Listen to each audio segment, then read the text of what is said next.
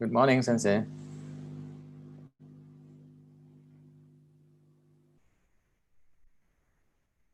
Unmute. Ya, good morning Haryanto Sensei, good Good morning morning. Oe Sensei.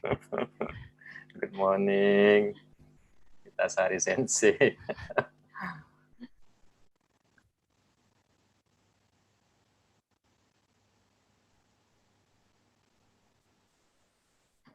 Okay, good morning. And good morning.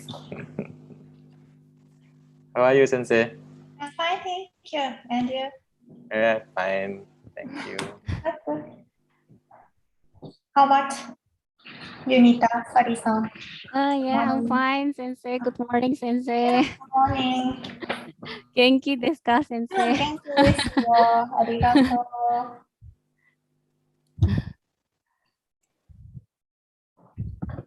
I miss Japan very much, Sensei. I really want to go there, but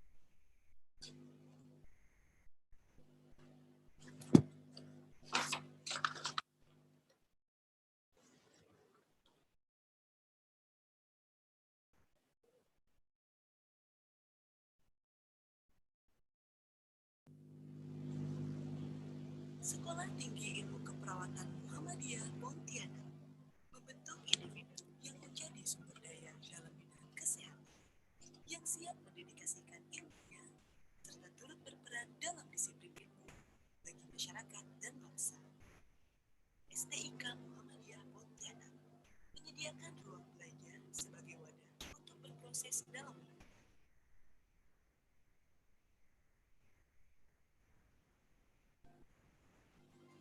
Mengubah dunia merupakan cita-cita yang besar. Hal yang mudah untuk dilakukan yaitu dengan bermimpi dan bertindak. Langkahkan kakimu hari ini untuk menentukan kiprahmu di masa depan. Menjadi mahasiswa yang siap berkarya dan siap mengabdi untuk bangsa dan negara.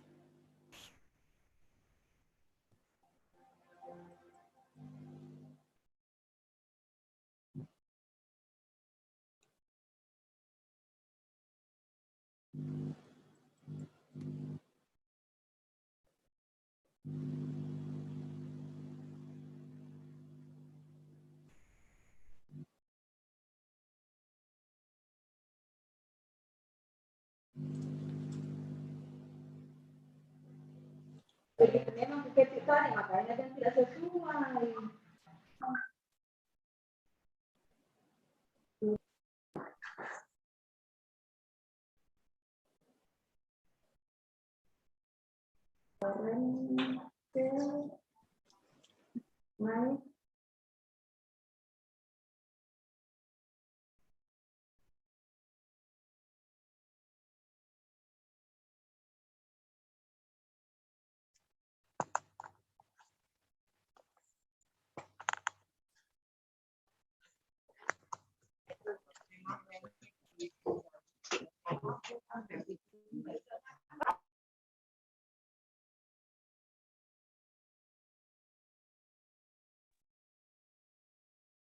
Good morning, Wai Sensei, Good morning. How are you?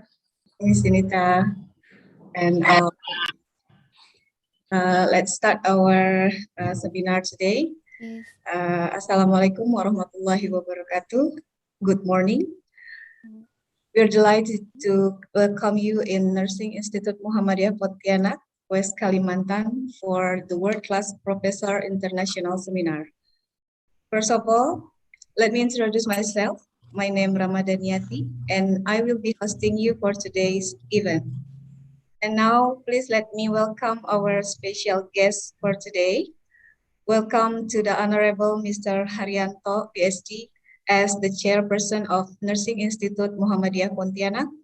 Welcome to Honorable keynote speakers, Professor Makoto Oe from Kanazawa University, Japan. Welcome to the Honorable keynote speaker, Mrs. Yunita Sari, PhD from Jenderal Sudirman University, and Mr. Suryadi, PhD from Nursing Institute of Muhammadiyah Pontianak. And last but not least, also to the Honorable all our audiences today. Further, for the sequence of this morning agenda is opening speech from the Chairperson of Nursing Institute Muhammadiyah Pontianak. We would like to invite the Honorable Mr. Haryanto, PhD, to deliver a few sentences. To Mr. Haryanto, the stage is yours. Okay, thank you, Ms. Ramadhaniyati. Bismillahirrahmanirrahim. Assalamualaikum warahmatullahi wabarakatuh. Good morning.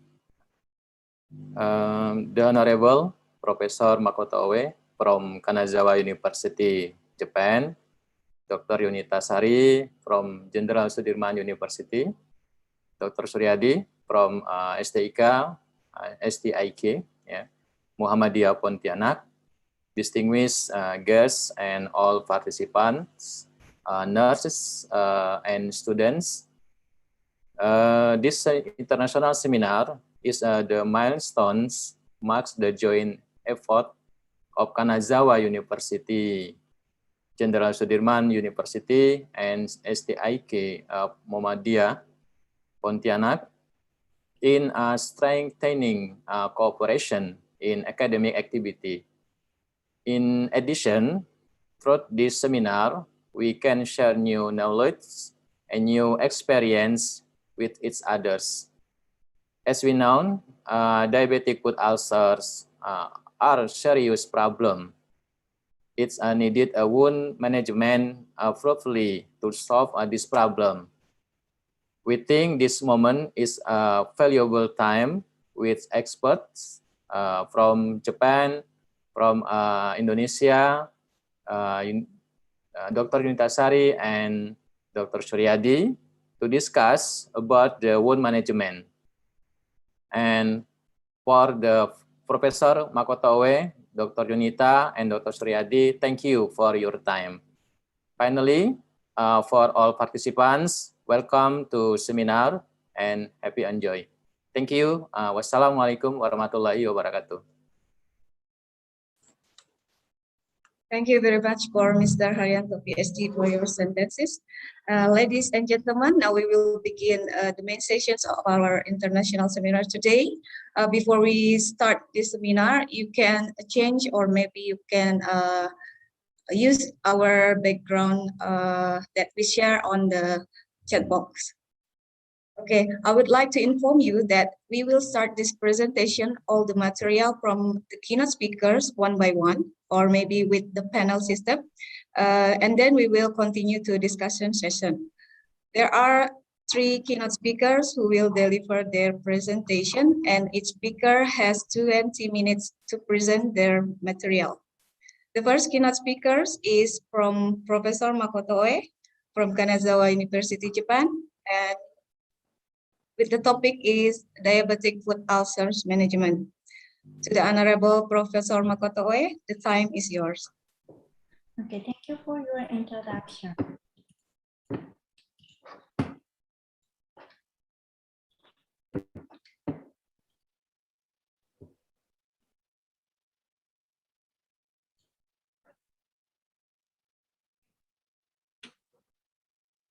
Can you show my slide? Yes. Okay, thank you very much. Thank you for giving me a wonderful opportunity today. And I would like to talk about diabetic foot ulcer management today. Especially, I will introduce our clinic's approaches to diabetic foot ulcer prevention.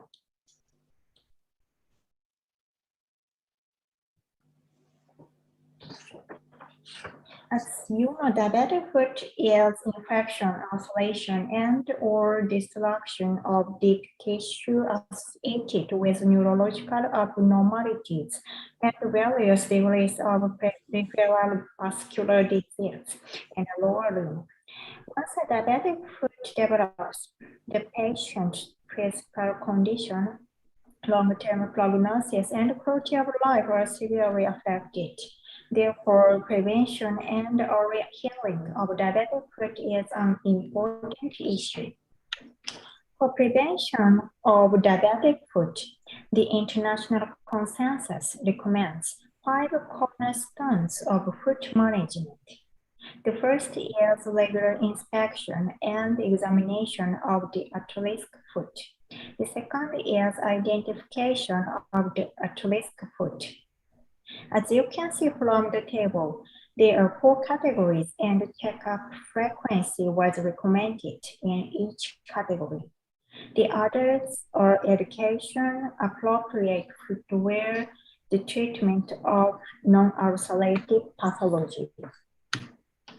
In Japan, the number of patients with diabetes is increasing, and the number of patients with diabetic foot ulcer is most likely increasing.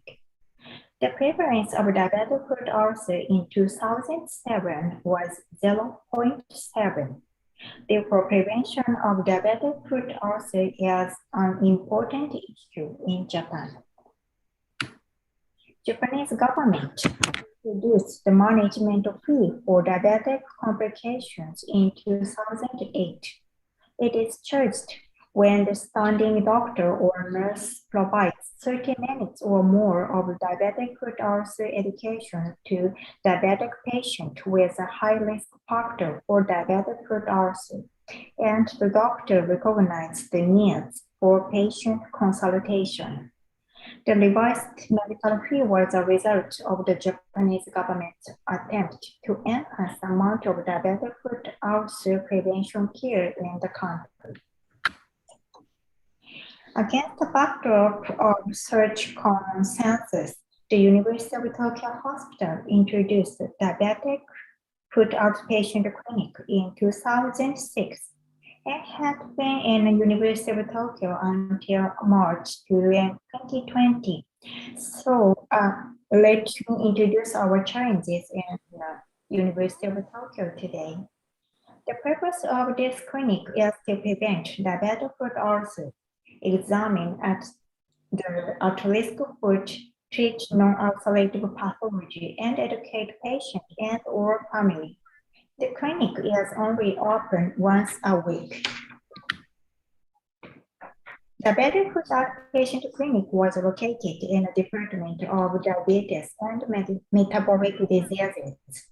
It means that patients who visit the Department of Diabetes and Metabolic Diseases and get good blood sugar control can visit our clinic.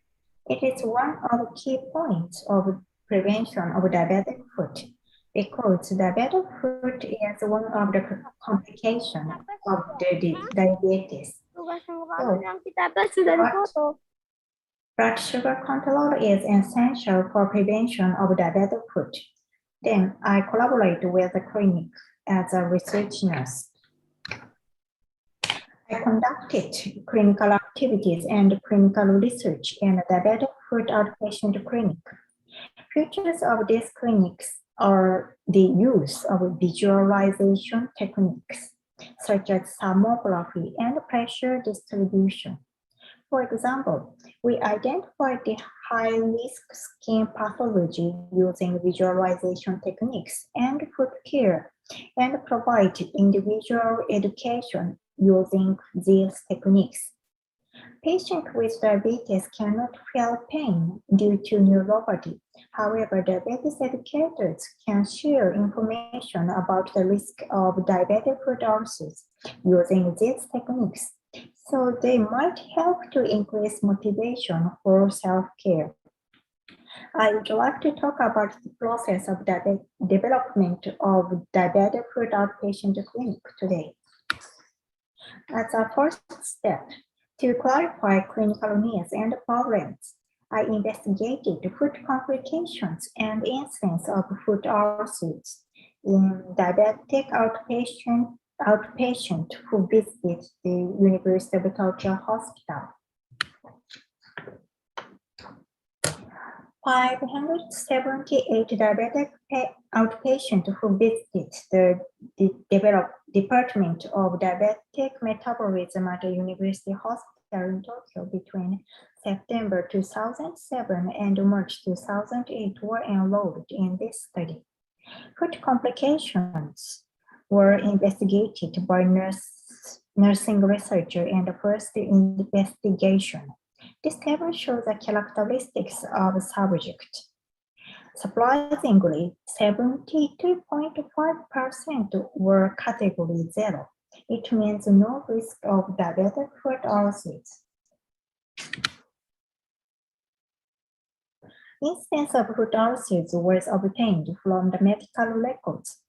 As you can see from this table, the incidence of foot ulcers was 0.2% over 12 months and 1.2% over 60 months.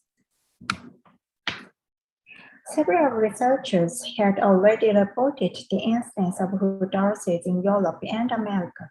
Incidence of foot ulcers in this study was lower than the incidence in Europe and America. One reason for that might be that the number of high-risk patients is lower.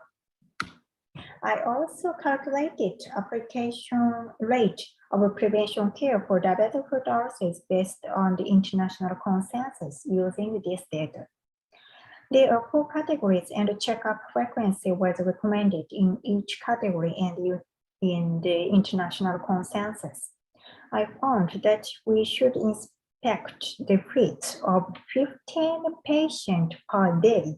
However, we are unable to do daily inspections due to the weekly clinic.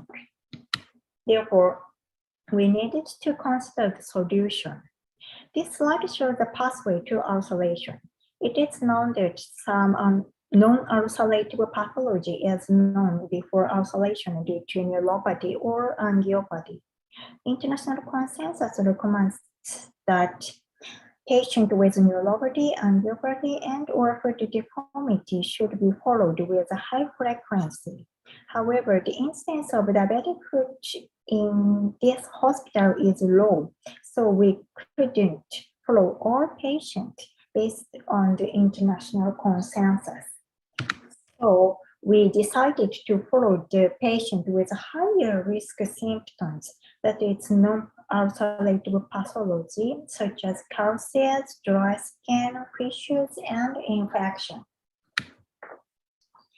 Then we conducted research about non-ulcerative pathology. Especially, we focused on calces, cones, tinea angina, and dry skin fissures. I would like to introduce the research about calces today. It is known that the calces is one of the pathways to ulceration. However, not all calces does not lead to an ulcer, which causes a high risk for developing foot ulcer. This slide shows the progression from calces to ulcer. After calces formation, the subcutaneous hemorrhage appeared. Then skin breakdown occurs. For diabetic foot prevention, our identification of inflammation due to subcutaneous hemorrhage is important. However, it is difficult to identify these signs because of thick skin and neuropathy, so we used thermography as an objective method for identification.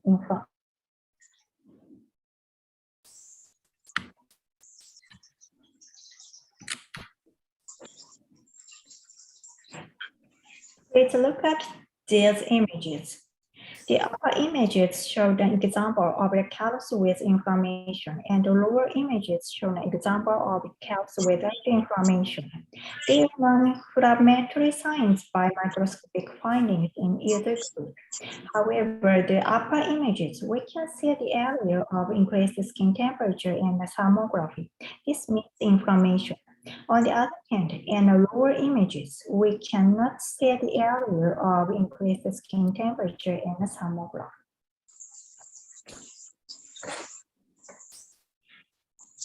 We already reported that the inflammation is detected by thermography and ultrasonography in 10% of subjects with diabetes, and a cross-sectional study of subjects with foot calcium. Moreover, we also reported that thermographic findings of the extended area of increased skin temperature, not limited to the calus, may suggest the progression from calus to ulcer. The area of increased skin temperature might be an indicator of pre-ulcerated foot. For comparison, we found that an area of increased skin temperature extending to the ankle can be a sign of osteomyelitis. In the meantime, we made a plantar thermographic patterns according to the foot angiosome concept. In the control group, most of thermographic patterns are allocated to the two typical categories. On the other hand, foot of the diabetic groups are variously allocated. Based on this study, we developed a new classification system of plantar part thermographic patterns using an image segmentation techniques. Demographic patterns found by new computer-based systems are similar to those obtained in our previous subject work, and high-risk demographic findings with information was detected as an atypical pattern. So, an automatic detector of high-risk demographic findings using an image segmentation technique will be developed. Based on this finding, I am developing a diabetic foot prevention system using thermography. Actually, it is an ongoing project and has a room for improvement, but let me introduce this project today. I prepared a device consisting of a smartphone attached to mobile thermography camera, Layer 1. Patients can take a thermograph of their feet themselves using selfie sticks. Two patients with foot calluses who visit a diabetic foot outpatient clinic using this device. They said that it was difficult to use because I was not familiar with smartphones, but after walking a lot, a white area appeared, so I could understand that I needed to avoid overwalking. And it was difficult to take a thermograph because of the short timer. Moreover, it was difficult to detect high-risk findings. This device identified the daily habits of a patient.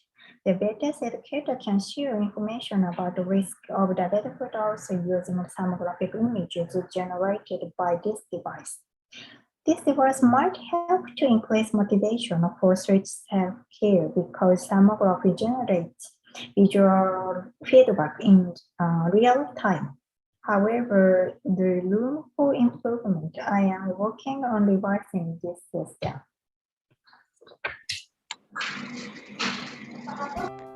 Next, we have a video about thermography.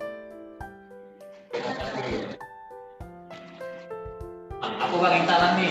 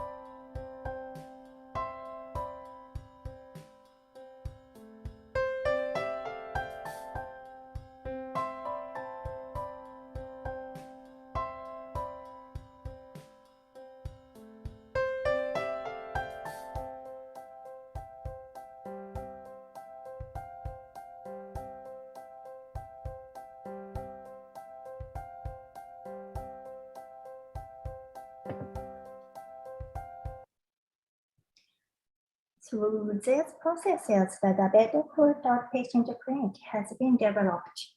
However, the effectiveness of this clinic system was unclear. So we investigated the instance of diabetic foot ulcer in this clinic as a clinical evaluation. 942 diabetic outpatients who visited the clinic at the University Hospital in Tokyo between December 2006 and March enrolled. March 2017 were enrolled in this study. Incidence of foot ulcers was obtained from the medical records. As you can see from this table, the incidence of foot ulcers over 12 months was 0.2%, over 60 months was 2.4%, and over 120 months was 5.8%. This slide shows the results of logistic regression analysis. Notably, the history of diabetic foot ulcers showed the odds ratio is higher at 34.08. This slide shows the details of subject with foot ulcers. Among those, one case visited this clinic 7 times until foot ulcer develops, but most of them did not visit our clinic. To sum up, this system used at this clinic may be effective for prevention of diabetic foot ulcer over 12 months, and we could establish a system to make sure that patients who have a history of diabetic foot ulcers visit a diabetic foot outpatient clinic. Then we might be able to prevent diabetic foot ulcers from developing more efficiently. In this way, I did clinical activities and research at the University of Tokyo Hospital, and based on our findings, I have conducted collaboration research with specialists of biology and engineering. I had opportunities to implement preventive care for diabetic foot ulcer and our outpatient system that we had conducted during that process in China and Indonesia.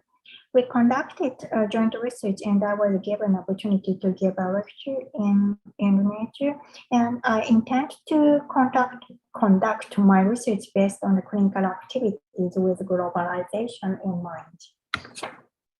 I would like to express my gratitude to Professor Sanada and her members of the continuous guidance, and to Dr. Suryadi and Dr. Haryanto for giving me the opportunities for global research. Here, I would like to end my presentation. Thank you for your kind attention.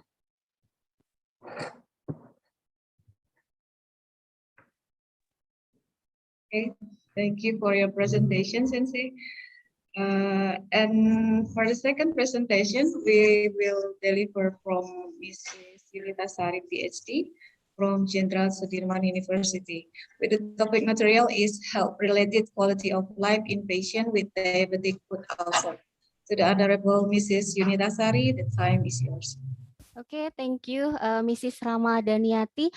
Sorry, could you hear my voice? Yes, it's clear. Okay, thank you. It is a really great honor to be here with my teachers, Professor Makoto Oe and also Dr. Suryadi. So it is a really a great opportunity to meet you all. The Honorable Chairperson of STIK Muhammadiyah Pontianak, Mr. Haryanto, PhD, and also ladies and gentlemen who are the audience of this session, let me share about health-related quality of life in patients with diabetic foot ulcer.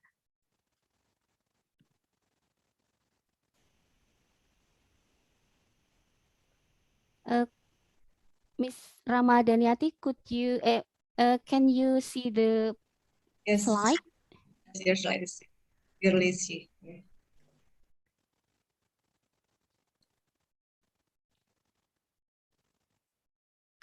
Okay, before sharing about health-related quality of life with diabetic foot ulcer, we have to understand about, I'm sorry.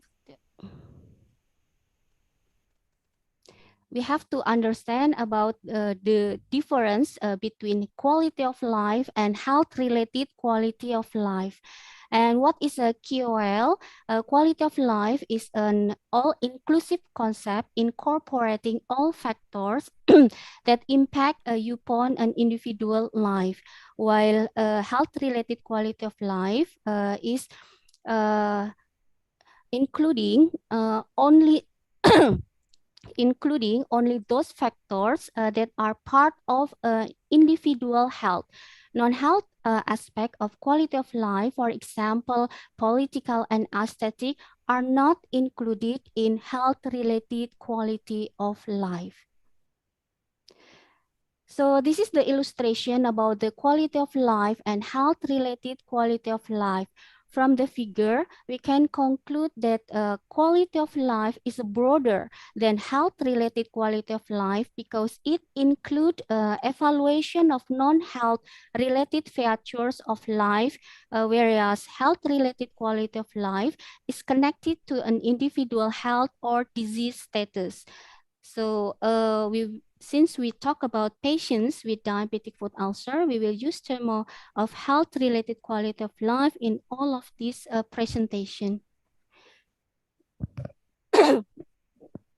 So during wound care, nurses usually only focus on wound conditions such as mean healing time, wound closure, and exudate absorption. However, the health-related quality of life of patients is often overlooked. Assessment of health-related quality of life in patients with diabetic foot ulcer is important since patients with diabetic foot ulcer experience reduced health-related quality of life, including physical, mental, and social aspects. This, in turn, negatively affect the wound healing process. Many studies already show that in addition to the personal suffering, the reduced health-related quality of life has a direct and concrete impact on the wound healing. For example, depression can lead to self-neglect, disturbed sleep, and poor nutrition, which can negatively impact wound healing. And pain can give a rise to psychological stress, which can also result in delayed wound healing. Health-related quality of life is a multidimensional construct comprising the individual subject appraisal of physical, emotional, and social well-being. There are two types of instruments to measure health-related quality of life. They are first, generic instrument, and second is disease-specific instrument. The generic instrument have broad application across different type and severity of disease. So it means it can be used for all types of disease or disabilities. It can be used for hypertension, cancer, diabetes, or patients with diabetes foot ulcer. While the disease-specific instrument is designed to assess particular disease or patient's population because it is specific, therefore it has a better sensitivity to detect the minor changes or symptoms observed in patients suffering from particular illness. There are some generic instruments which usually used to measure health-related quality of life. First is a short form 36. SF36 is the most commonly used instrument to measure health-related quality of life. There are two main domains. They are physical component summary and mental component summary. Physical component summary or PCS consists of three subdomains. They are physical function, role limitation, and social function, while mental component summary consists of three domains. They are pain, mental health, and vitality. And another generic instrument is a Nottingham Health Profile. This instrument consists of 38 items, which consists of 6 domain. They are physical mobility, social isolation, emotional reaction, pain, sleep, and energy. And the third instrument is a Eurocall EK5D. This instrument consists of 5 items and have 5 domains. They are mobility, self-care, usual activities, pain or discomfort, and anxiety or depression. So short form 36 is the most commonly used for measurement of health-related quality of life in patients.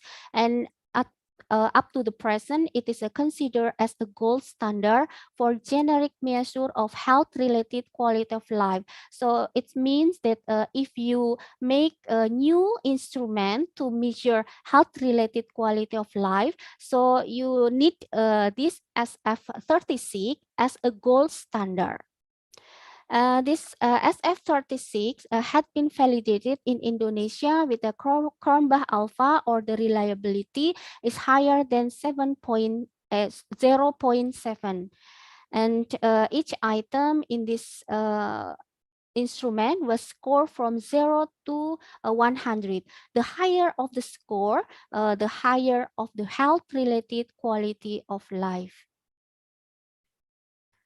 Since it is not a specific instrument, so we can use for every disease or disability. My experience when I use this instrument, based on my experience, I think this is a sensitive tool to measure health-related quality of life. And the Cronbach alpha in Indonesian version is also satisfactory, and it is published in Health and Quality of Life Outcome.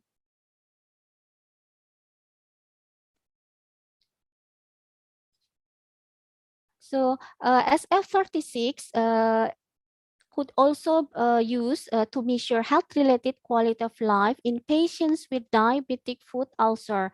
This is the result of 5 studies which investigate health-related quality of life in patients with diabetic foot ulcer by using SF36.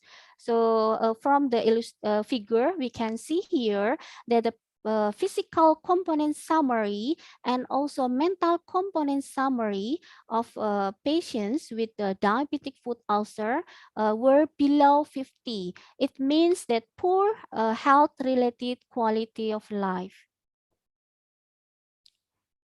So using SF36, another researcher compared the health-related quality of life between diabetic patient with foot ulcer and diabetic patient without foot ulcer. We can see here that the blue color represent the diabetic patients without foot ulcer, and the red color represent patients with foot ulcer. We can see from the figure that diabetic patients with foot ulcer significantly had a lower physical and mental component summary compared with those patients without diabetic foot ulcer.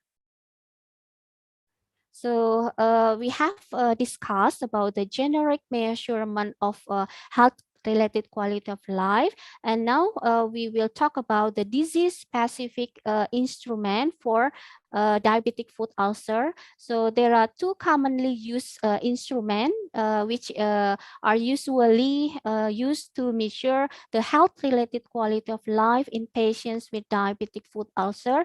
First is diabetic foot ulcer scale, or DFS, or the new version is diabetic foot ulcer scale short form, or it is abbreviated as DFSSF.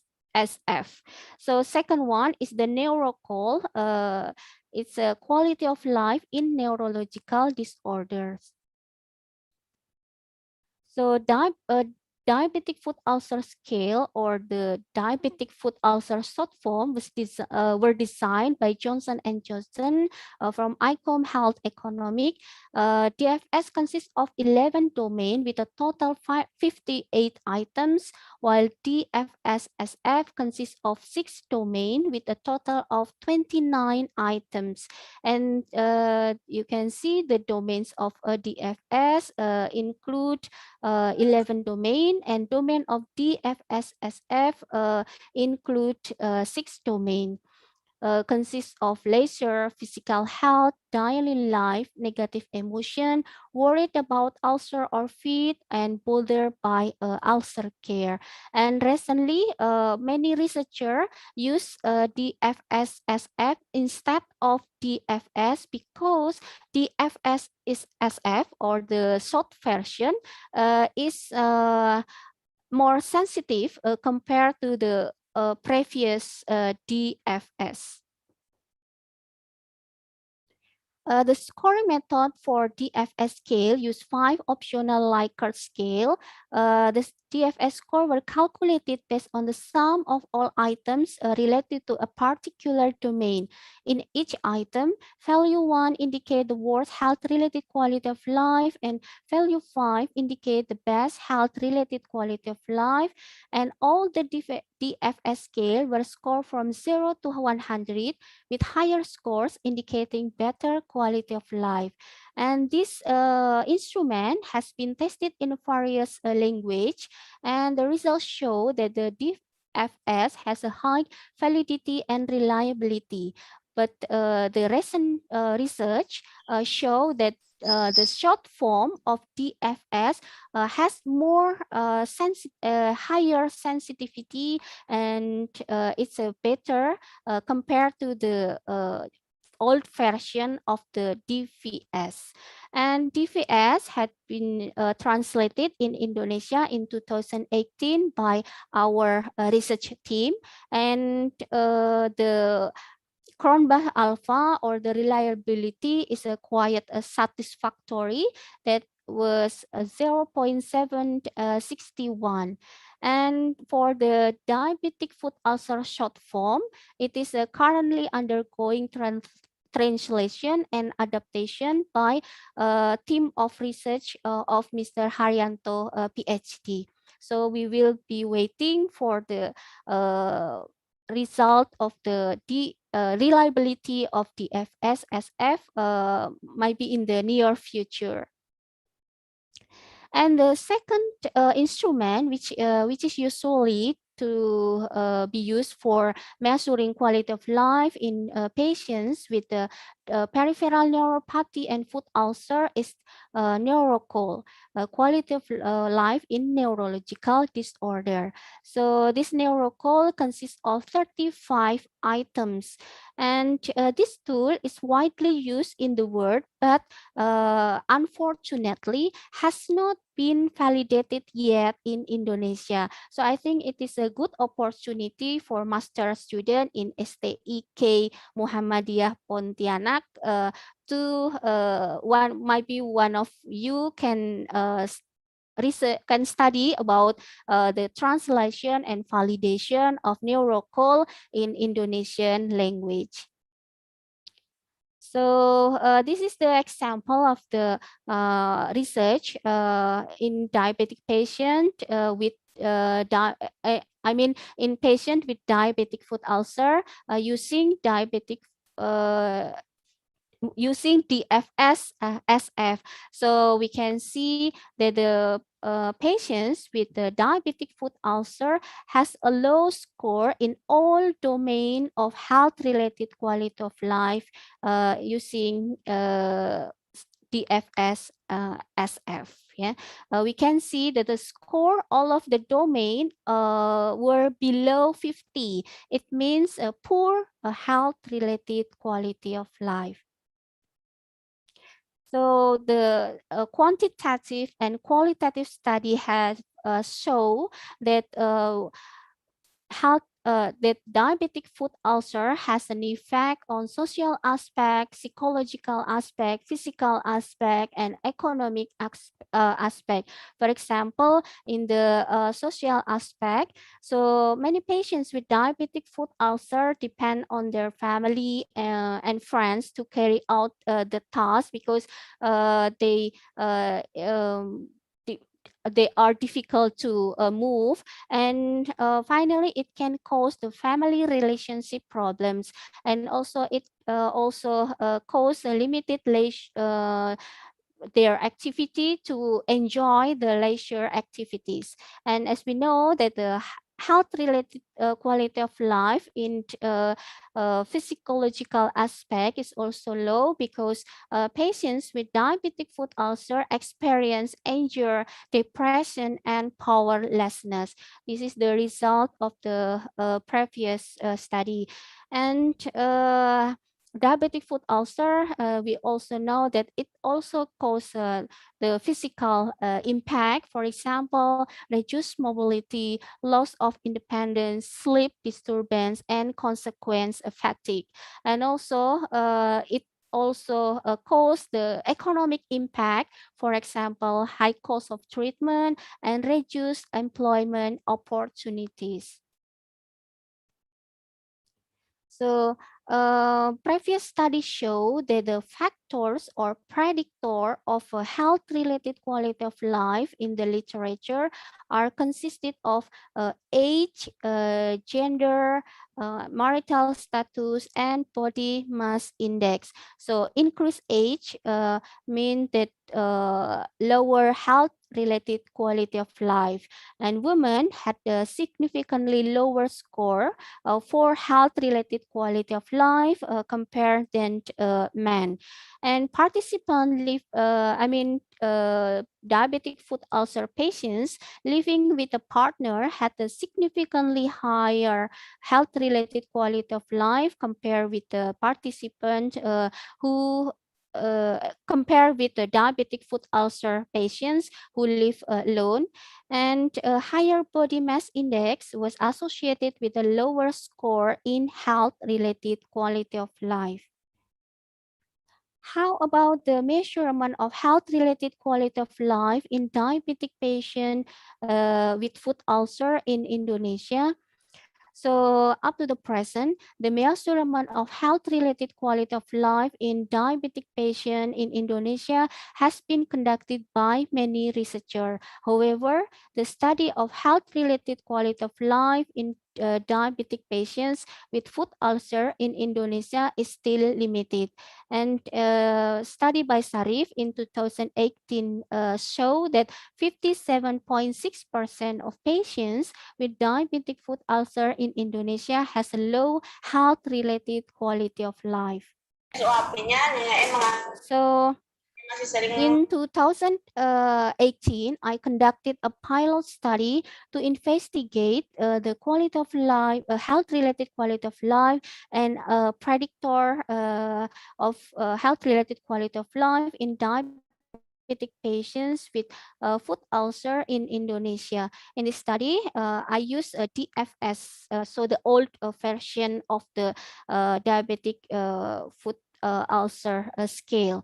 So before conducting study, I validate and adapt the instrument and translate and back translate the questionnaire into Indonesian and English. And the result show the Cronbach alpha, or the reliability, show that the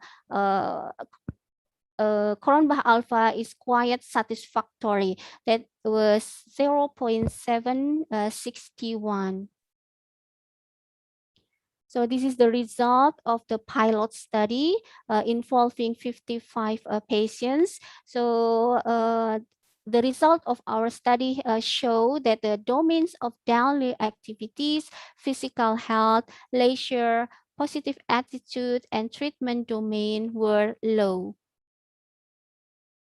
So the predictor or factor associated with health-related quality of life in diabetic foot ulcer patient in Indonesia were number of wounds, grade of wound, income, and blood glucose. The more number of wound means the lower of health-related quality of life, and the higher of the grade of the wound means a lower health-related quality of life, and the lower of the income means lower health-related quality of life, and the higher of blood glucose means lower health-related quality of life. So how to improve health-related quality of life? In 2011, a group of wound care health professionals and researchers, including nursing, medical, allied health profession, and industry researcher, produced consensus document about how to optimize well-being in patients with chronic ulcer. So basically, the concept of well-being and health-related quality of life is a bit different, but in this international consensus, it's revealed that it can also be used to improve the health-related quality of life. So based on the document and also other research, so the method to improve health-related quality of life in patients with diabetic foot ulcer are consisted of prevention of further ulceration, improved techniques and intervention that result in more effective and rapid healing of diabetic foot ulcer, and also improve the therapeutic relationship between nurses or healthcare provider and patients by improving the communication. And the last is improve the patient's empowerment. So there are in relation with health-related quality of life theme. So there are some research idea or research theme that need further study. For example, development of new tool for assessment of health-related quality of life in patients with diabetic foot ulcer in clinical setting, which is simple, easy, quick to fill in by patients. So up to the present, if we use DFSSF, it consisted of more than 20 items, so might be a bit time consuming. So maybe in the future, one of students might be in STIK Muhammadiyah Pontianak can study and read about the new tool for assessment health-related quality of life in patient with diabetic foot ulcer. And also second is the validation and adaptation of existing tool to measure health-related quality of life in diabetic foot ulcer patient in Indonesia. So up to the present, for the DSFSF is undergoing by Mr. Haryanto PhD, but for other tool might be Eurocall. Up to the present, there is no study in Indonesia that investigate the Eurocall and adapt in Indonesian setting. Okay, thank you very much. This is the last of my presentation. So I return to Mrs. Ramadaniati. Thank you. Okay. Thank you, Mrs. Yunita, for your presentation. And to all of audience, before we start to the last presentation, maybe if you want to ask something, please keep it first. And we start for the last presentation from Mr. Suryadi, PhD, with the topic complementary therapy in diabetic foot ulcer. To the Honorable Mr. Suryadi, PhD, time is yours.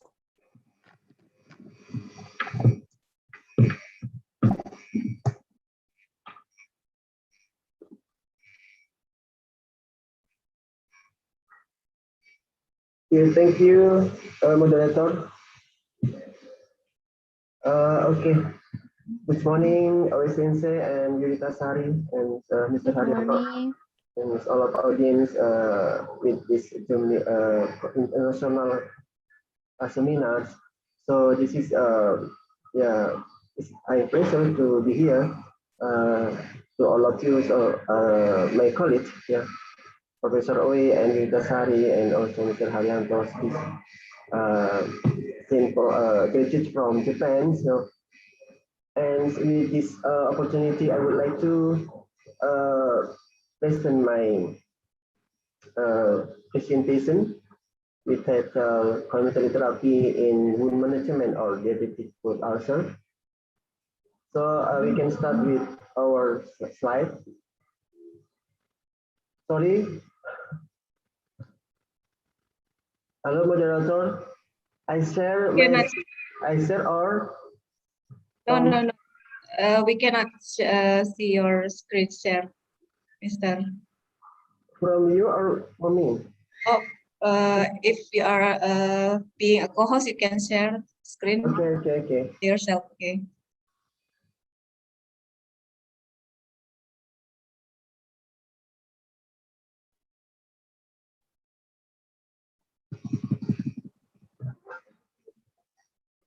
Okay, complementary therapy in wound management or in diabetic ulcer. There's been a nurse role in complementary therapy and alternative. Yeah? The first is that we need to assess the client who use TM, and then awareness of research and appropriate integration and holistic nursing, and also we have to consider about the safety about the TAM, and also we have to educate the patients.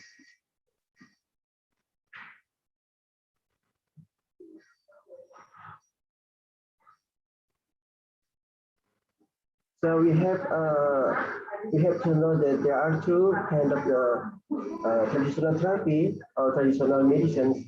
The first is complementary and the second alternative. We need to distinguish about this. About the complementary consists with the therapeutic thought, imagery, relaxation, exercise, acupuncture, reflexology, and art of basic against and biofeedback and others. And also alternative, this is the therapy replace allopathic medical care, consists with chiropractic, Persian skies, Chinese medicine, Ayurvedic medicine, and TM. The role in complementary and alternative therapy. This approach is multiple practitioners, and also holistic is nature. Colonus practice at scope of practice. So in this year we have regulations about the traditional Indonesian traditional medicine. So from Ministry of Health that we have regulation all the health services such as hospital and community services. They can establish the nursing practice, especially in complementary and alternative therapy.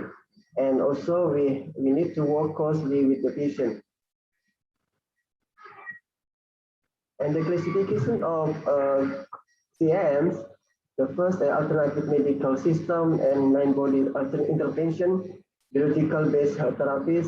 So we know that biological such as the nutrition are from plants and others, also the fruits and then vegetables. So all the foods that can improve our body health, and manipulative and body-based methods, and also energy therapies.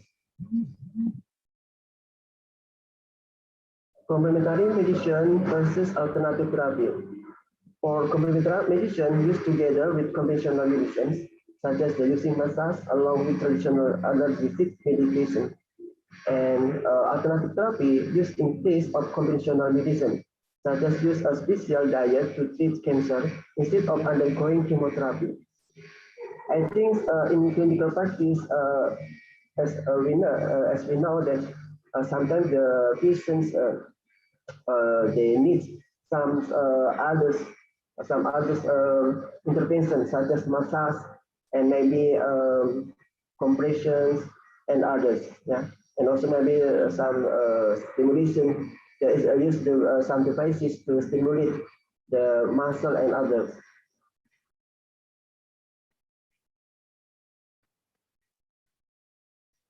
complementary and wound healing. Due to the emergence of multiple resistant organisms and decreased enable antibiotics, wound care professionals have revisited the ancient healing methods by using traditional and alternative therapy in wound management.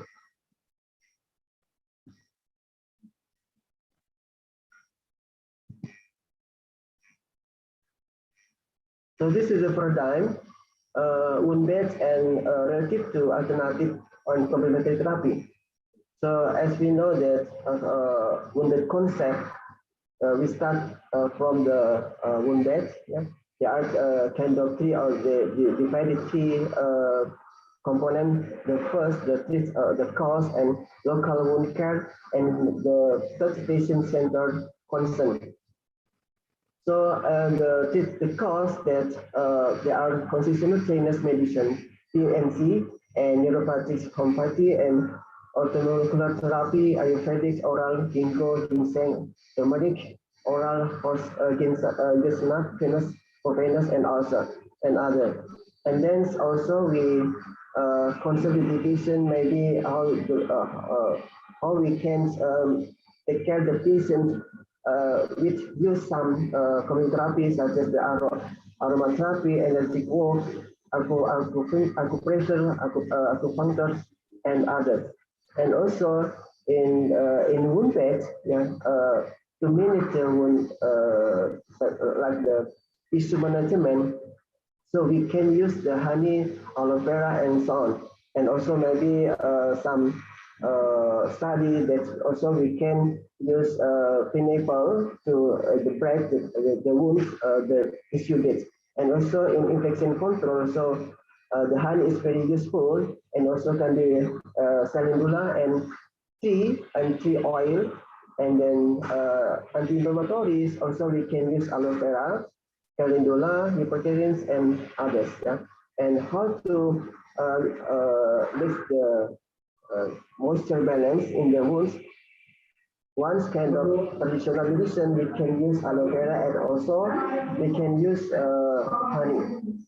And to make extension in wound aids, so we can use calendula, chamomile, lavender. So this collateral also is beneficial for wound management.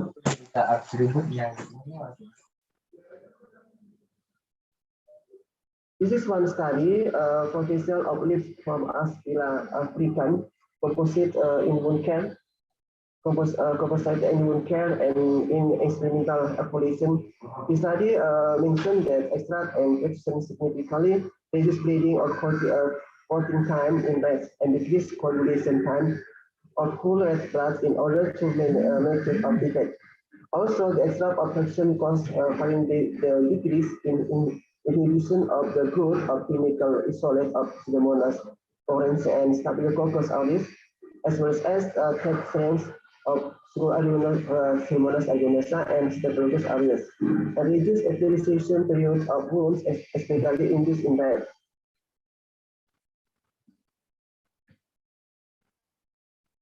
This is study about the effects of reflexology in wound healing in the medication in Kitamura Clinic. This is table. We can see that there's the difference between control group and experimental group about the heal times and relative change per day.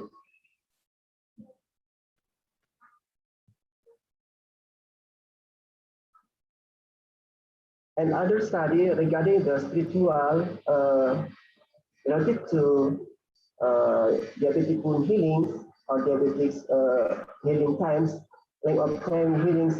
This is the study divided to groups. One group that use the criteria time healing time less than 100 days and more than 100 days.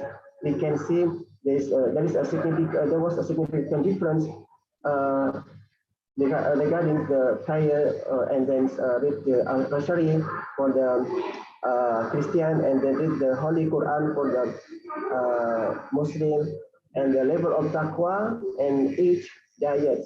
So this is, I think, the first study, and also maybe for the research, we can explore more and also design consideration about the design of the methodology. And then we know that honey is famous or familiar, and study about the honey is widely. This is from Mr. Haryanto. The effectiveness of Indonesian honey toward acceleration of cutaneous wound healing and a single study in mice.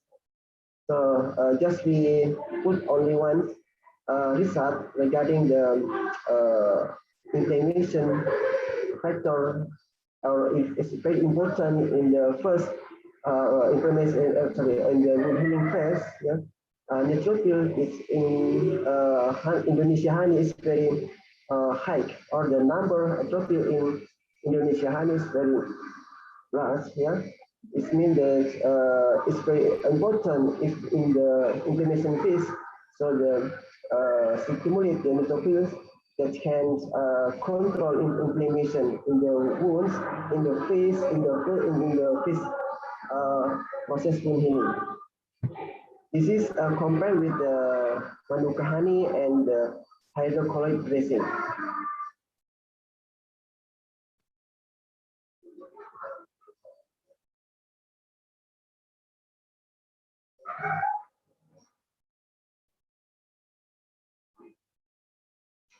Another study regarding the honey also from Malaysia. Malaysians conducted with honey, tualang honey. This is tualang honey from Malaysia. Also, this honey is very effective to kill the antibacterial, and the honey is very effective as antibacterial. And then the systematic review and meta-analysis basing used for wound healing, efficiency of honey compared with the silver and bone. So the study also mentioned that honey is very effective than silver on wound healing. Another study regarding the plants about the aloe vera. This is my students. Yeah. So they compare with the normal saline, aloe vera 1, aloe vera 2. Yeah, this we can see the numbers of the bacteria decrease for the aloe vera treatment. Then compare the normal saline 1 or normal saline 2. And another study also conducted that aloe vera is very useful, especially to stimulate the fibroblast migration. This is the aloe vera 50% and the control group. And also, aloe vera can stimulate keratinocytes, yeah, or wound healing. I think keratinocyte and fibrosis is very important in wound healing. And this one our study, with case study, we use combinations of dressing such as honey, dates, and then sea cucumber. We combine with the 3 ingredients. So the result is very good for the dressing. And also we need the HST dressing. And then the effectiveness of that betel leaves, or we can know that Indonesia is very many betel leaves. Ya, atau kita sebut dengan ini ya, sirih ya.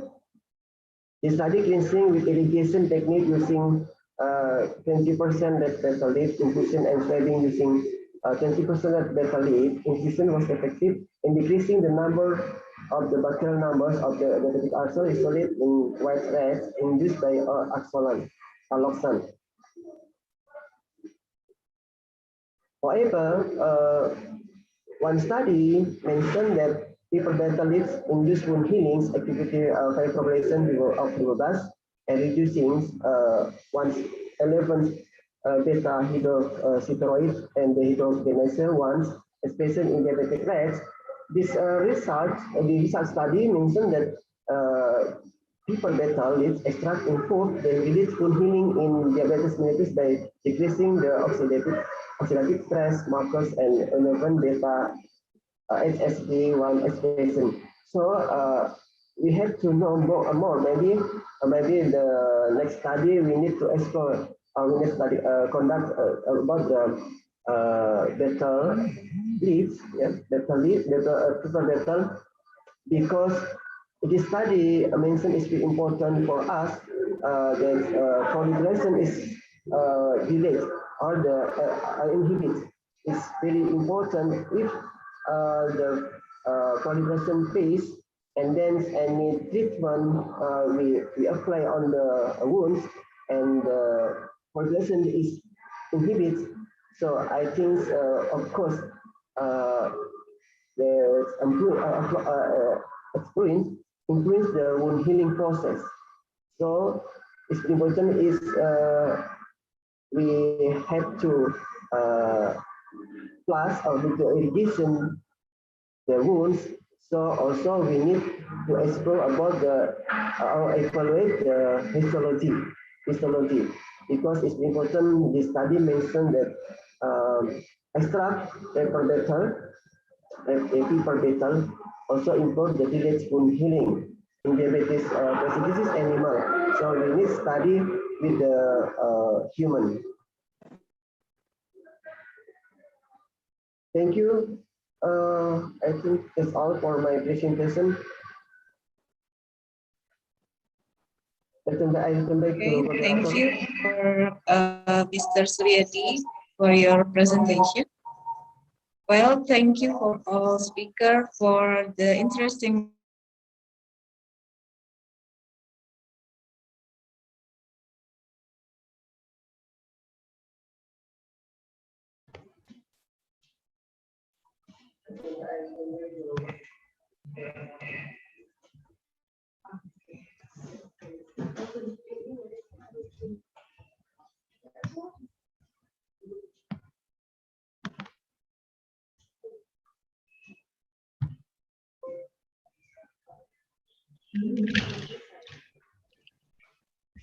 I'm sorry because okay, wait, the signal is unstable.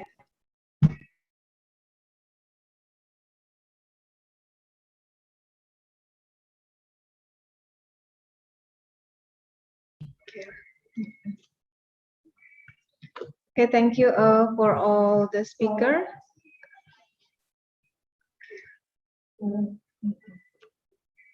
Hello. Okay, thank you for all the speaker. Now we start to our discussion session. For all audience that want to ask or have a question.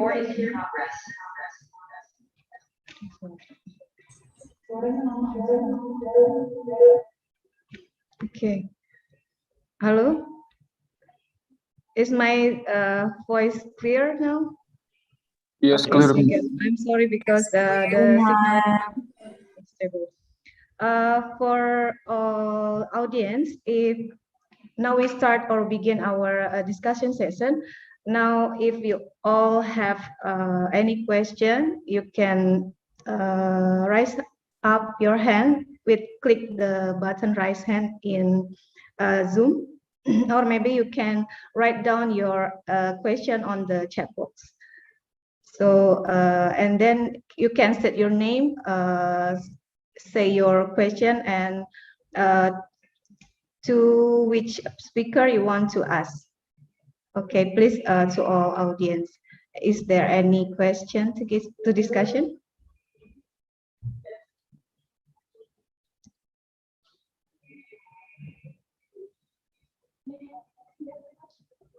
Hello, is my signal is my voice is clearly here? Clear. Okay.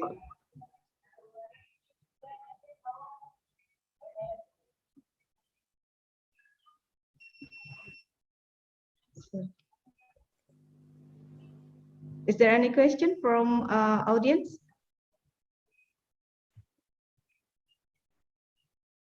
Mrs. Nia, may I question? Yes.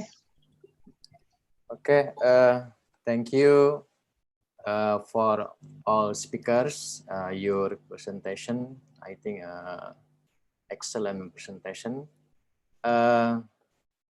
For Owe Sensei, I have one question for you.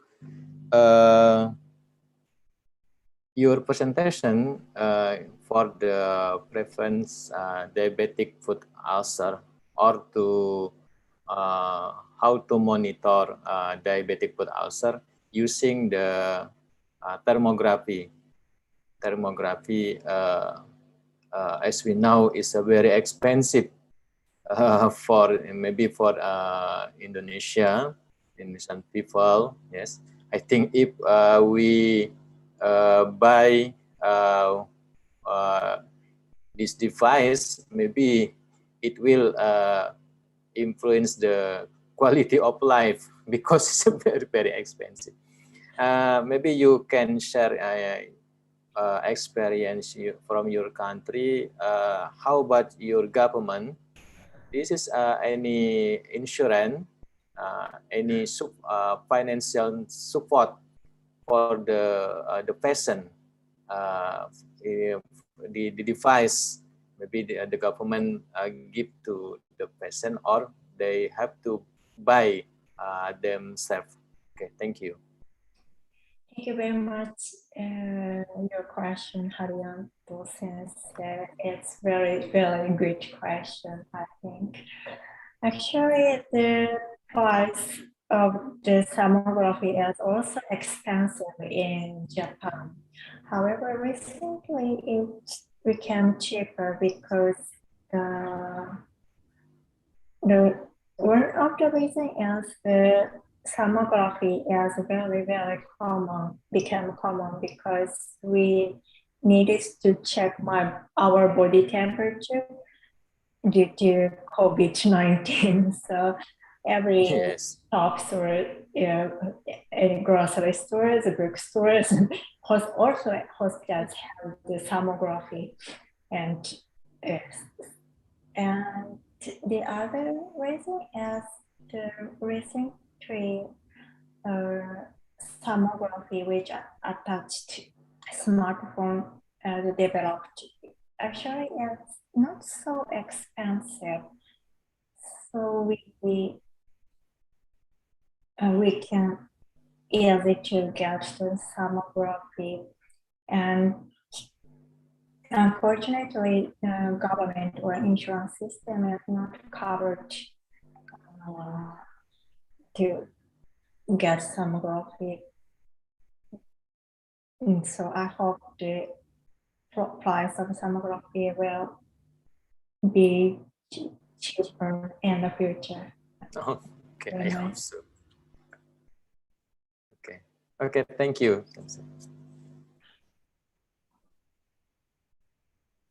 Okay, if there's any questions more? Maybe question for me. From me, okay. So my question for OA Sensei. So just we know the strategy preventions for diabetes ulcer or recurrence ulcer diabetes. So there are many strategies such as the integrated food care, and then visualization or use the skin temperature devices, and also education and so on. So that we conducted the model that we collaborated together, how to reduce the recurrent ulcer in Indonesia, and then we have finished this project. So we know that we use some devices once of them. This is thermograph. So I studied literature that visualizations or one visualization method that you mentioned is very important. But how is important is in this method for preventing recurrent ulcer or ulcer for diabetic patients. Because we know many kind of the strategies that such as the skincare, or maybe no we also know about the integrated food care, but sometimes it's very difficult to differentiate or distinguish regarding the food care and integrated food care. Sometimes integrated food care, so important thing that the patient have to use the therapeutic footwear. And we know Indonesian people, I think all Indonesian people, they cannot use, or it's very difficult to get the therapeutic footwear, but maybe it's very easy to get it. And then to identify the skin warnings or sign of some symptom is high risk patient for the diabetic patient, and we use the thermograph. How about, I think my question is how important in this visualization method? Thank you.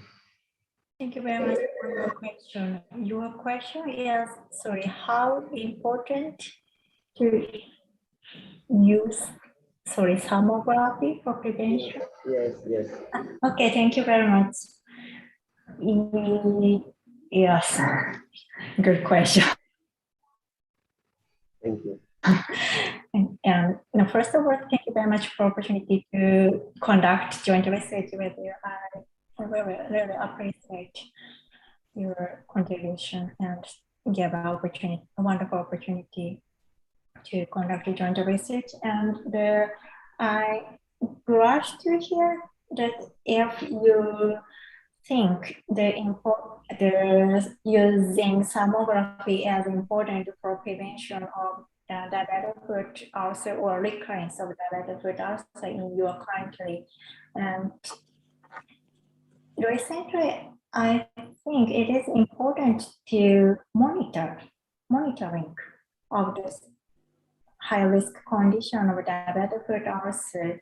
So it is important to use thermograph, but patients themselves. So I'm developing the monitoring system using the thermography which attached a smartphone. So I hope this system was developed after that implement this system in your country, also your country. I hope. How do you think, Sri Sensei?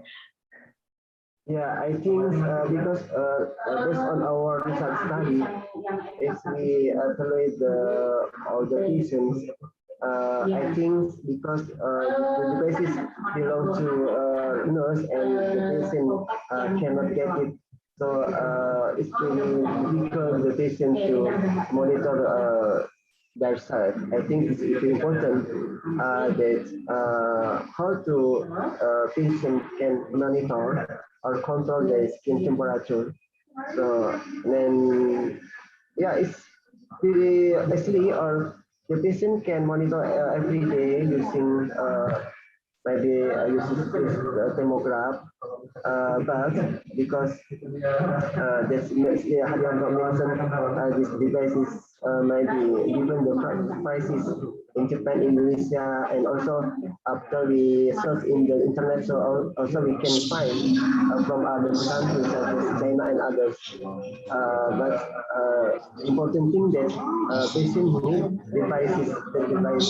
So I think my thinking is similar like you, that visualization is very important for the patients. However, I think all the patient cannot buy it. They cannot buy it. And then this is the challenge for us as nurse practitioners in clinical setting, because if the patient cannot come to the clinics because many factors, but before maybe any devices that very cheap and patient can use it.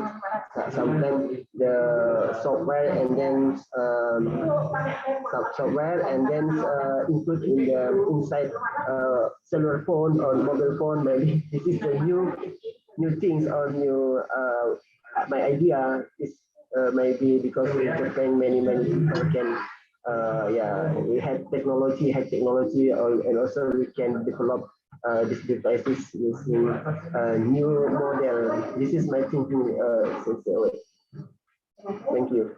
Yes, thank you very much. Let's get grant. Yes. So we can get the thermography, and I think we are researchers, so we need to confirm the efficacy evidence of the thermography for prevention of diabetic foot ulcer. We can insurance system or in Indonesia. So I think we need to create evidence. I have a question for Oe Sensei and Suryadi Sensei. So first question for Oe Sensei. So is there any, I also had a similar question like Mr. Haryanto. So is there any software in internet to use thermography freely? Is there any like application or using smartphone that can be used free? I mean, not buy, so everyone can use free. Is there any? Yes, if you use the Freer one is the name of the thermographic device. If you use a Freer one, you can get the software for free. Yes. You can download. I have Sunita Sari Sensei. I have one device.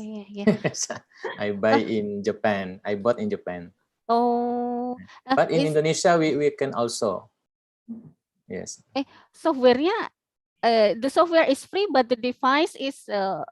Yes, we can download from the. Okay, thank you. But we need devices, so we have to buy it. Okay, I see. Yes, I the see. device we have to buy. Oh, I see. Okay, thank you. So, second question for Suryadi Sensei. There are some complementary therapies like honey, aloe vera. So, which one you recommend more? I mean, between aloe vera and honey. So, because both of them is good for wound healing. So what do you think, Suryadi Sensei? I think this is the big question. Okay. Also, the first one, we have to consider about the function of traditional medicine. So many kind of medicine that I mentioned, such as this is the more commonly used in clinical practice, such as honey and then aloe vera, and now also famous also pineapple. Pineapple also is very important for the Bradman as the brain function for the wound, and I recommend yeah, because we know that aloe vera and then honey, this is different of the composite, and also different the plant with the area. Maybe in Java, in Japan, and also Indonesia, in Kalimantan, lands is pretty different, because depending on the lands, For example, the honey. I got many kind of honey from Sumatra and Java and then Sulawesi Island and Pontianak. All the honeys were different in the also the quality and the odor and also the concentrations. Of course, different of the composite ingredient difference. So if we use that plant, we use the honey. We need isolate the wound. I mean that wound need the concentrated honey with the 2% water only, or maybe more than 15% concentration water in the honey.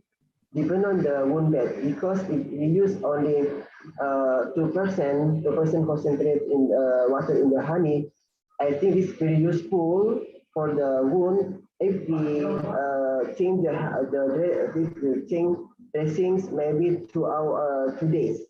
But we have to change every day, so high concentration water in the honey, I think is very useful. And also the for example, we know Tigona honey is a little bit acid.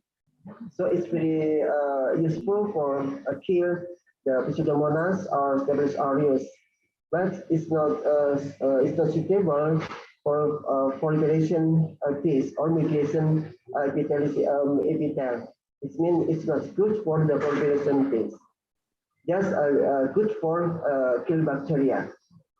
This is we have to consider the function also. We have to evaluate the kind of honey, yeah. And now in Pontianak city, I use many kind of honey, and I evaluate them.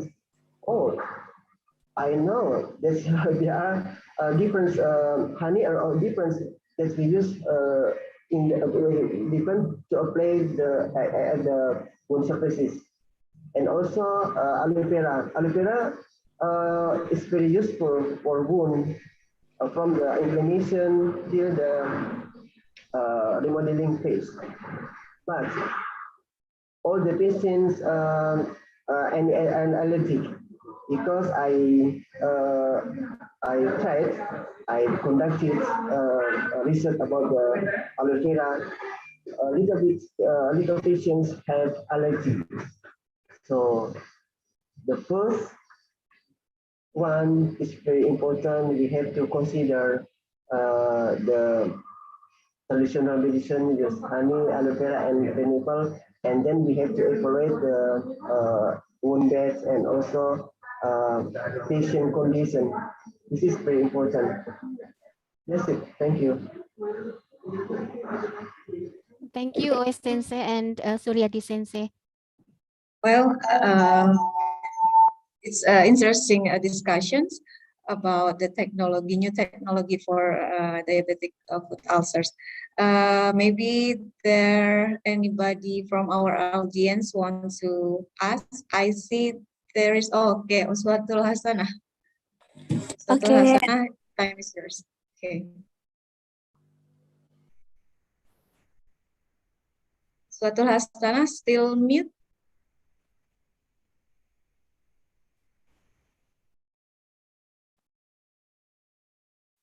Hello, Uswatul Hasanah. Are still mute. Maybe before from Uswatul Hasanah, I have okay, Uswatul. Oh, Yes, yes, please. okay. I'm sorry. I got a phone call. I have a question for Mr. Suryadi. Hello. Yeah, hello. Yeah. Oh, sir, I'm sorry.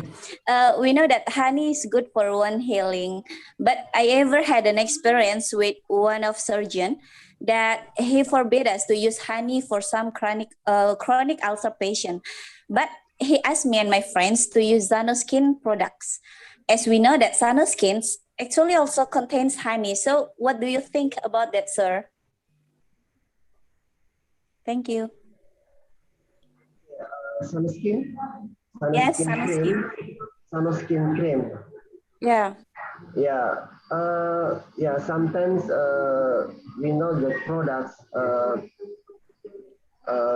It's very unbeneficial. It means that I study about the sunscreen. There's a little bit. I think no evidence base. Yeah, for the chronic ulcer. Yeah, it's very difficult to use it. Until now, I don't use the sunscreen to the wound. Chronic, even though wound acute wound. Yeah. Okay. And then So there is no evidence basis, sir. yeah, there's no evidence base. Yeah. For Why it's yeah. important to use the sunscreen. But I know that many patients use the sunscreen and the wound is very bad or make maceration in the Oh. surrounding skin wound. Okay. Okay. Yeah. So it is not not for chronic ulcer, yes, sir. But maybe for the other kind of ulcer, maybe, yes, sir. Sunscreen cannot use all the wound. Yeah. Okay. Okay. Thank you, sir. So we just have to strict to use honey as a wound dressing. Hello, sir. I'm sorry, Mr. Yeah. Sayan. Yeah, because honey is very useful for all wound type.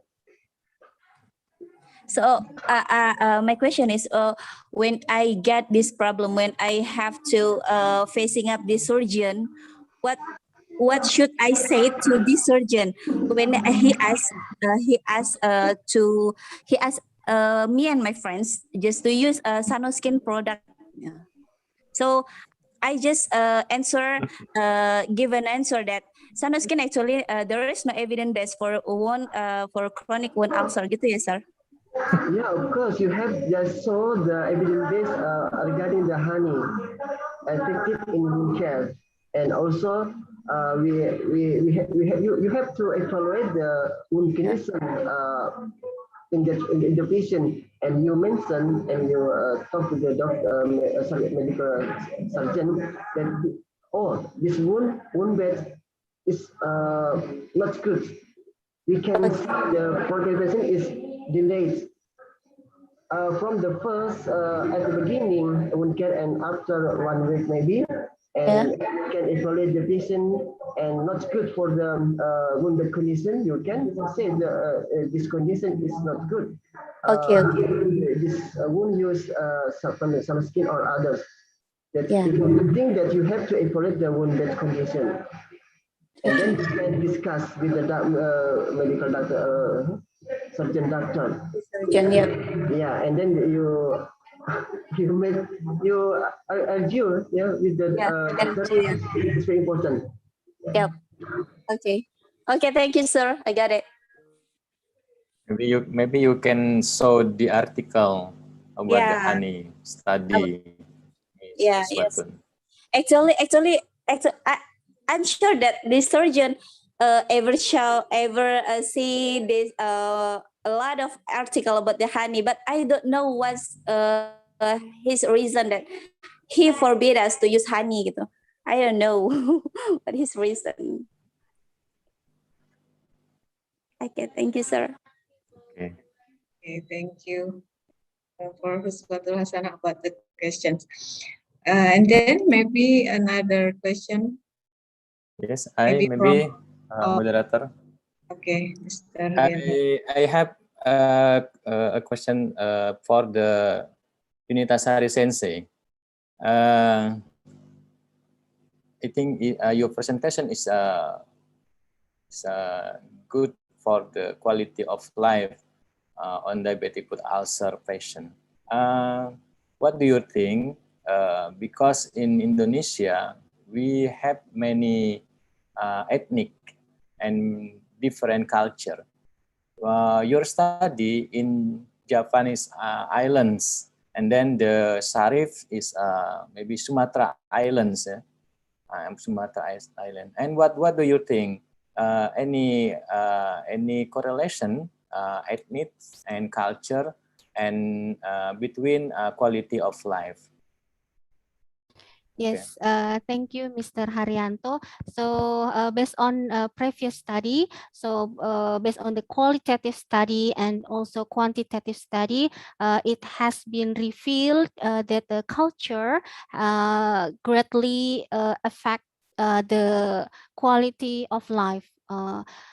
So that is, or of course, we have to, if we want to know the quality of life, for example, diabetic foot ulcer in Kalimantan or in Pontianak, we cannot conclude from the study in Central Java, because the culture is I can say that different between Kalimantan and Java. So if we that is the limitation of the research investigating the quality of life, because it is greatly affected by culture. So we cannot generalize for one Indonesia, except we take the data from Sumatra, Kalimantan, and the big island in Indonesia. So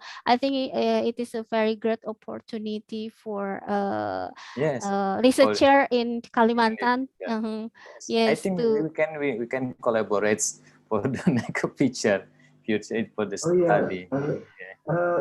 In Kasari, Sensei also is very important issue. So maybe we need to conduct the multi-center. Yes. Yes, that's very good. Yes, let's collaborate. And then in Sulawesi and in Saudi, and then from other islands, we can just only split the dictionary regarding the quality of life. I think we can do it because many our members, Invoke members in each island, so we can ask them to help us conducting this research. Yes, thank you, Suryadi Sensei and Haryanto Sensei. Yeah, it's a very good idea. You. Yes, thank you. Okay, what interesting discussion about DF2 or DM patient. It's like a never-ending topic about a patient with diabetic foot ulcer. So it's really good information for all our master student who wants to take maybe like for their master thesis or their research for the next. Okay, is there any question maybe from our STIK Muhammadiyah student, master student?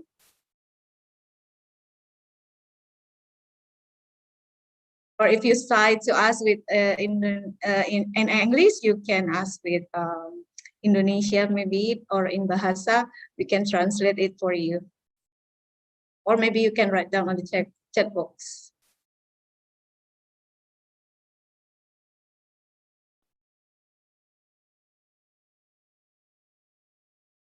Artik? Is it enough? How about Mr. Haryanto for today's discussion?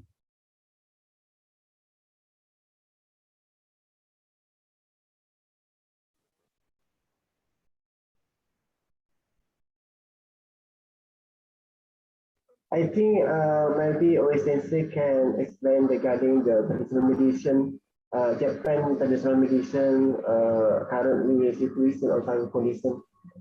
Maybe any traditional Chinese, not Chinese, but Japanese medicine that used in clinical setting, maybe. How about that's in OSNC? Sorry, it is difficult to catch your question. About the Japanese traditional medicine, any Japanese traditional medicine that used in hospital or maybe in community setting, and then what kind of the traditional Japanese medicine? Sorry, what kind of Japanese traditional medicine? sorry, Japanese. Kind of Japanese program medicine, isn't it, Mr. Suryadi? Yes. Maybe any. Sorry, Japanese. Japanese traditional medicine or maybe Chinese. A tradition. Yes. Is it correct? Traditional medicine for my diabetic foot ulcer. Thank you very much. I'm so sorry. They really difficult to catch. Yeah, it at the internet program. Actually, we have the Chinese, Japanese medicine. However, it's not so common. I'm so sorry. I'm not specialist on the Japanese or traditional medicine, but as in we have. Thank you.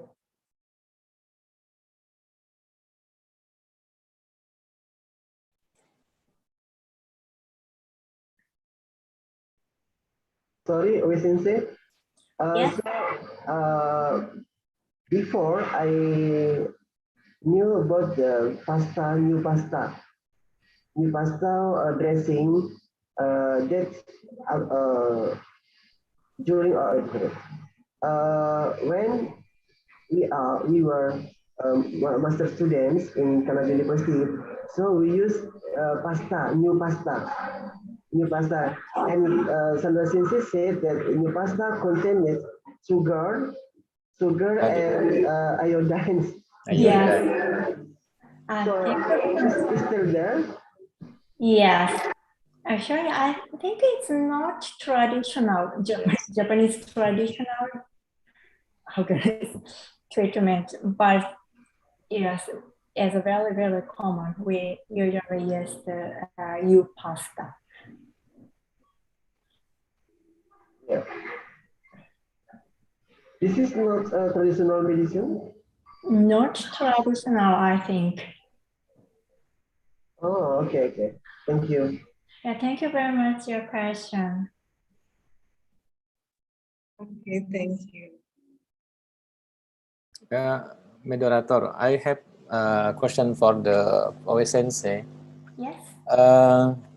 Oe Sensei, from your slides, the education to patient diabetic foot ulcer is important to prevent the recurrence of diabetic foot ulcer. How to manage in Japan to educate to the patient, because your presentation is diabetic foot ulcer is increasing in Japan. Okay, thank you. Yeah, thank you very much for your question. It's very important and a good question, I think. If we educate for more than 30 minutes about the prevention care for diabetic foot ulcers, we can get the management fee from the government. So one of the guide is 30 minutes.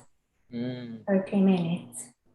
But I think actually it is a little difficult to take 30 minutes in a hospital. So I'm not sure that how many hospitals get this fee. Yes. Yes, I see. It's because every time the patient come to a hospital, come to a clinic, a nurse should to get educate to the patient. This is important, yes, to get to give the educate, to give explanation how to monitor, how to prevent. Yes. And how to in Japan, this is in any difficult, or this is the government maybe have any strategies to give the information to the patient. Thank you very much, Haryanto Sensei. We need to find the high-risk patient. Mm-hmm. High-risk patient means they have the angiopathy, neuropathy, deformity. Yes. And after that, we focus on the educate these patient. And actually, the details of the education is not decided. So we refer the recommendation from the international consensus. And I think, how can I say, the self-care is very important to prevention of the diabetic foot ulcers. And self-care is not the same, how can I say, in each patient.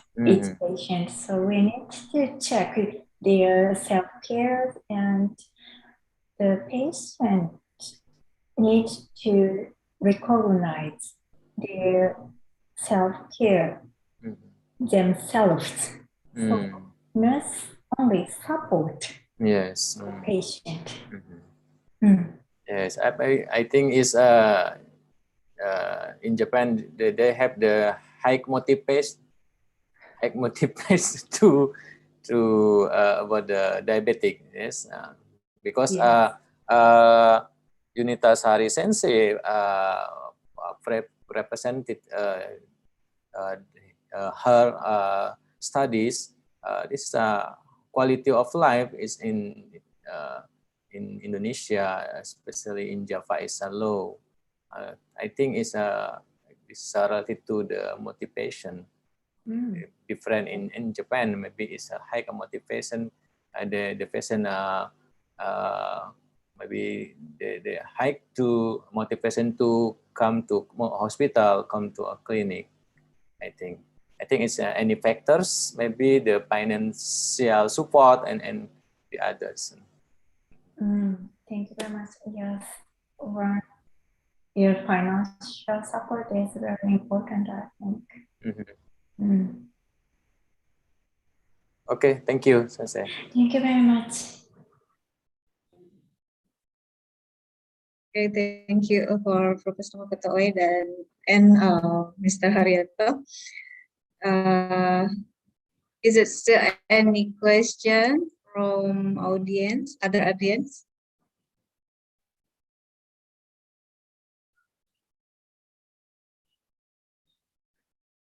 Our great speakers. How about you, Mr. Sukarni? You want to ask something? I see Mr. Sukarni here.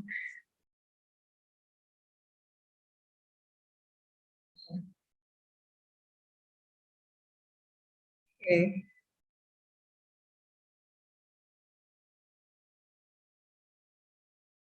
Thanks. What do you think, Mr. Haryanto? Is it? I think there's nothing more questions for our seminar today.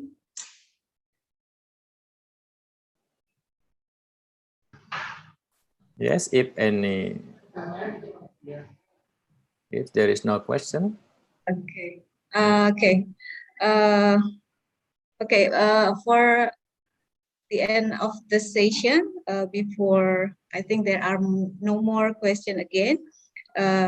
Before we end this meeting, I want to ask you all open your camera, because we want to take a picture first, and I will take the documentation for this event. Okay, please, for all audience, open your camera.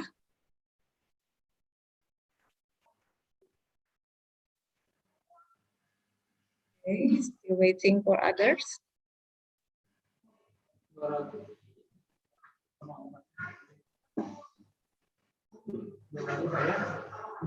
For audience, can you open your camera now?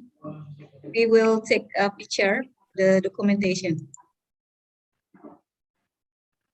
Okay, maybe for the first screen, I will counting 1, 2, and 3. Then for the second screen, 1, 2, and 3. Okay, thank you. Well, this is the end of our session. I would like to say thank you for all our keynote speaker and also all our audiences in this international seminar today. We're glad to having you all, and let us close this meeting by saying Hamdalah. Alhamdulillahirrahmanirrahim. Taufik walhidayah. Assalamualaikum warahmatullahi wabarakatuh. Good afternoon and stay healthy to us. Konnichiwa, Sensei. Okay. Okay, thank you, Sensei. Sensei. Thank you very much for your time. Sensei, moderator is one Any question?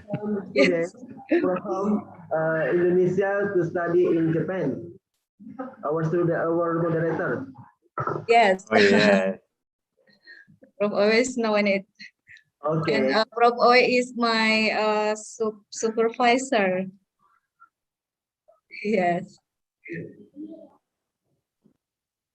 Thank you. We can leave this meeting now. And terima kasih, Bye. Tasari Sensei. Thank you. Terima kasih moderator, terima kasih Dr. Suryadi. Terima kasih semuanya. Thank you, Oe Sensei, Suryadi Sensei, Haryanto Sensei. Thank you.